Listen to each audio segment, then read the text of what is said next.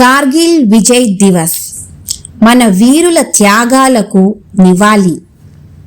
నమస్కారం. ఈరోజు రేపు కార్గిల్ విజయ్ దివస్ సెలబ్రేట్ చేసుకుంటున్నాము. అందుకని మన రాష్ట్రపతి నిలయం పక్కనలో మిలిటరీ కంటోన్మెంట్ ఏరియాలో ఉన్న పరమ్వీర్ చక్ర పార్క్కి రావడం జరిగింది. సో ఇక్కడ మీరు చూడొచ్చు, మన కోసం వాళ్ళ ప్రాణాలు కూడా సైతం త్యాగం చేసి మన కోసం ఇంత కష్టపడ్డ వాళ్ళ గురించి మనం ఈరోజు తెలుసుకోబోతున్నాము. చూడండి, శీతల వాతావరణంలో మంచు పర్వతాలపై ప్రాణాలకు తెగించి మన సైనికులు పోరాడారు.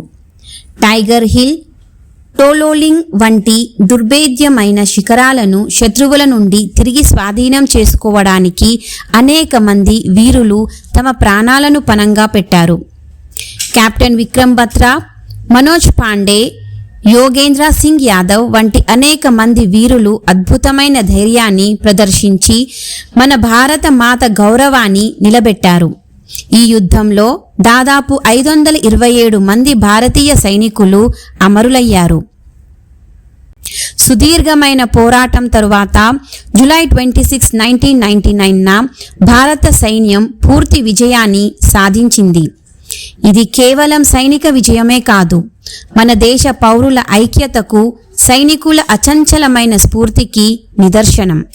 ప్రతి కార్గిల్ విజయ్ దివస్ నాడు మనం అమరులైన సైనికులను స్మరించుకుందాం, వారి త్యాగాలను గుర్తు చేసుకుందాం. జై హింద్.